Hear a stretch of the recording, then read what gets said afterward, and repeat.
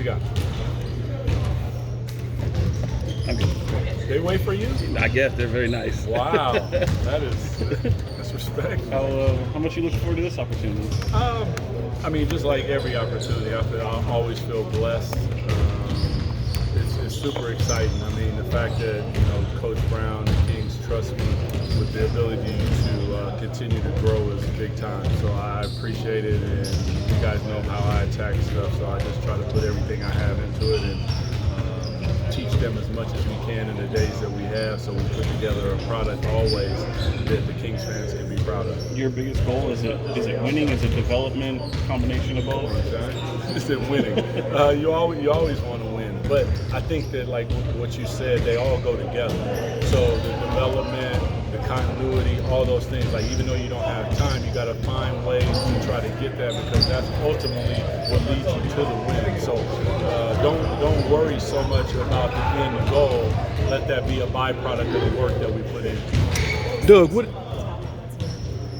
I think that we have a little bit of everything, and that's always exciting, because the way that we play with the big club, the way that we play with Stockton, and the way that we play ultimately with the Summer League, the ability, we got Kobe, we got Mason, we got Keon, we got two-ways as well, like looking at Isaac, looking at Isaiah, these guys, they've come in and they've done some really good stuff. So, like, I'm excited to watch them work and then see them succeed.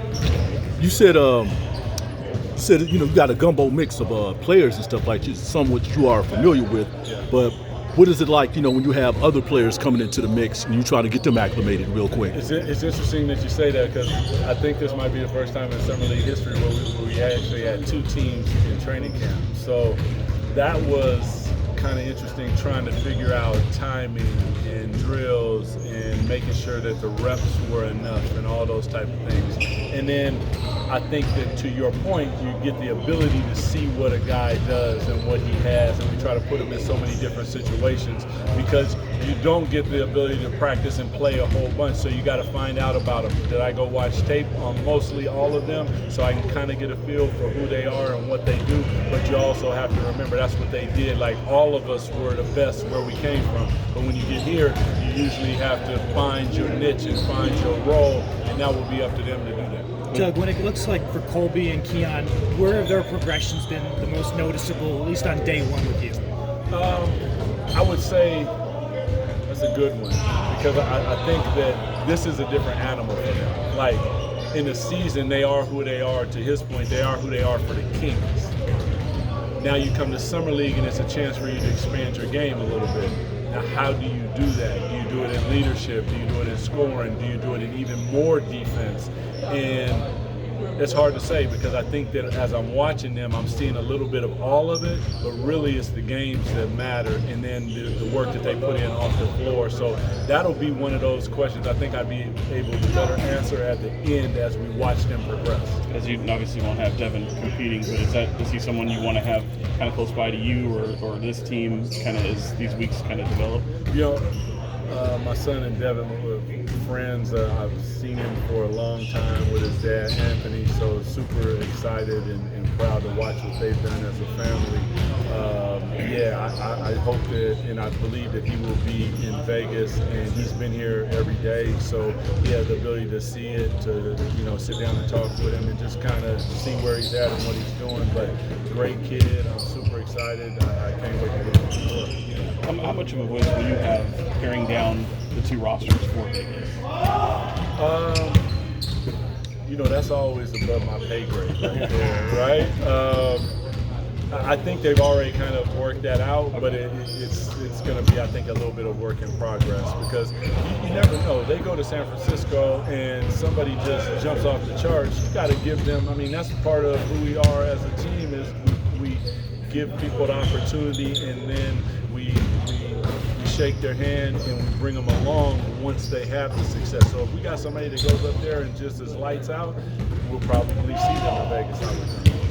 It's obviously an opportunity for you as well. How are you taking this to kind of improve as a coach? Man, every single aspect. Like, I've gained so much respect for what I watch Coach Brown do on a day-to-day basis, from the training training camp aspect to the coaches meetings aspect to when the clipboard is handed to you on the sideline aspect to the calling timeouts in the game, dealing with your coaches, dealing with players, like all of that just hits you in the face.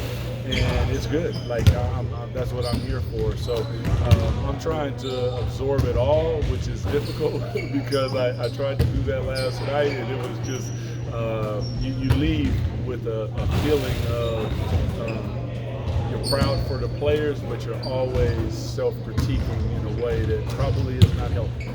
Yeah. Is it hard to prepare for? I mean, it's hard enough, I guess, with having this many guys, this many players in the gym, not many practices, but a team like the Chinese national team probably adds a whole nother dynamic in terms of familiarity. Absolutely. I think we'll look at it, but more than anything for a team like that. Now, if it was like our third or fourth game and they had played, it'd be a lot easier. But since we haven't played, I think that more of the emphasis is on focusing on who we are, what we do, and when the Kings hit the court, this is how the Kings play, regardless of who the opposition is. And I think that that's what I expected in my talks with them. That's what I expect from them. Like, we'll go back and watch how it played out, but we do not change what we do. This is who we are, and this is how we get down, and that's what I expect. Last one, Cal Classic, they obviously named an award after Mitch Richmond. Just what's your thoughts on them honoring him in that way? Well, The Rock is The Rock, man. I'm like a fan, as a peer, super respectful, and for our city, our team to continue to honor some of our great players, I think is an absolute must. It just builds on the legacy. It builds on who we are. So that's fantastic. And it also means he'll probably be in the building. So that's always good, right? Thank you, guys. Appreciate you guys.